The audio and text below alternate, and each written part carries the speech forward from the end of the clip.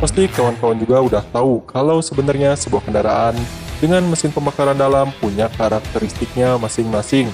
Khususnya di sini kita bakalan membahas 4 silinder ya kan.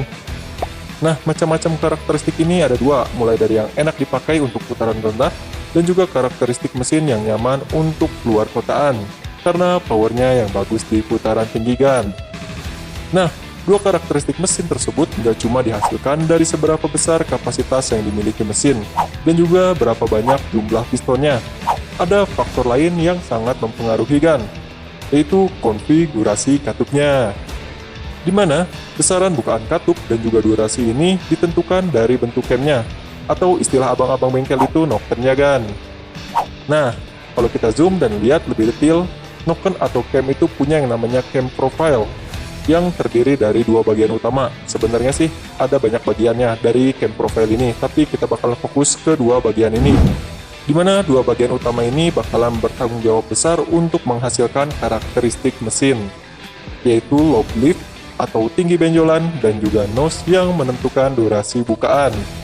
Jadi simpelnya gini nih kan, untuk dapetin mesin dengan karakteristik yang enak di putaran bawah plus irit, biasanya noken atau cam profile-nya itu punya nose yang nggak terlalu lebar dan juga lobe yang nggak terlalu tinggi.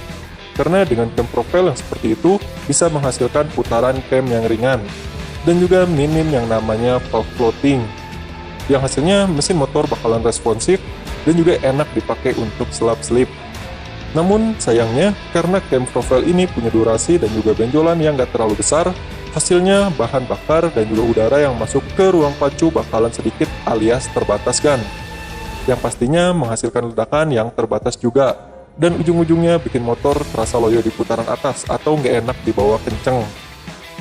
Sedangkan untuk cam profile atau noken yang punya lobe lifting tinggi dan juga nose yang lebar punya karakteristik mesin yang berkebalikan kan, yaitu enak dibawa kencang, tapi sayangnya nggak enak dibawa nyantai, karena untuk berputar, camshaft jadi membutuhkan tenaga yang lebih untuk menekan springnya, yang tentunya hal ini bikin mesin terasa lebih berat di putaran bawah. Plus, karena cam profile yang tinggi, menjadikan udara dan bahan bakar yang masuk lebih long, yang tentunya lebih besar damage-nya di kantong kita kan.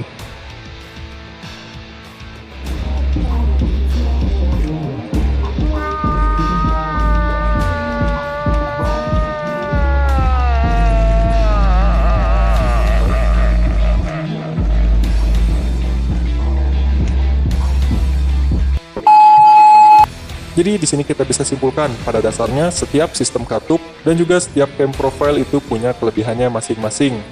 Namun untuk sekarang hal itu bukan masalah lagi, karena Yamaha telah hadir dengan solusi bagi para pencinta otomotif dengan VVA-nya. Di mana VVA ini merupakan salah satu anggota keluarga dari VVT yang bertugas untuk menggabungkan dua kelebihan cam profile tadi, dan tentunya menghasilkan mesin yang lebih sempurna kan.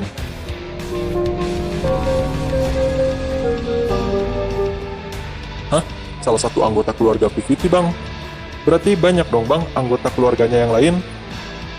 Sudah tentunya banyak kan, contohnya kayak VTEC dari Honda, VVT-i yang biasa dipasangkan di mobil 1000 umat dari Toyota, yang dimana teknologi-teknologi ini juga punya cara kerjanya masing-masing. Nanti deh kita bakalan bahas satu-satu kan. Dan biar nggak pusing dan juga durasinya nggak terlalu lama, sekarang kita bahas cara kerja dari VVA dan juga part apa aja sih yang ada yang dibutuhkan agar teknologi ini bisa bekerja. Kita mulai bahas dari part-partnya terlebih dahulu.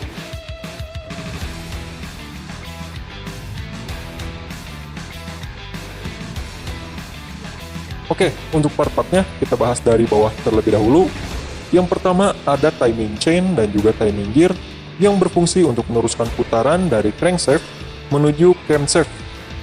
Jadi untuk teman-teman yang belum tahu, khusus yang belum tahu ya, crankshaft itu yang berputar di bagian bawah dan camshaft adalah yang berputar di bagian atas dengan rasio putar 2:1, di mana dua putaran yang dilakukan crankshaft menghasilkan satu putaran camshaftnya. Lalu unit camshaftnya tapi berbeda dengan camshaft pada umumnya. Pada VVA ini, camshaftnya punya dua cam intake dengan dua profile. Satunya punya lifting yang rendah, dan yang satunya lagi punya lifting yang tinggi kan. Dan di sebelahnya lagi ada X-House Cam. Lalu part yang ketiga adalah 3 unit rocker arm yang mewakili setiap cam profilnya kan. Tapi kalau kita lihat lebih dekat, setiap rocker arm ini punya shape yang berbeda kan. Tapi tenang aja, nanti kita bakalan jelaskan setiap fungsi-fungsi dari rocker arm ini. Lanjut, ada spring. Terus yang sudah tentu ada valve-nya dan juga spring di setiap valve tersebut kan. Dan part yang terakhir adalah solenoid yang berfungsi untuk mengunci kedua intake rocker arm secara bersamaan. Nah, itu dia part-part yang diperlukan di konfigurasi VVA. Sekarang kita masuk ke sistem kerjanya.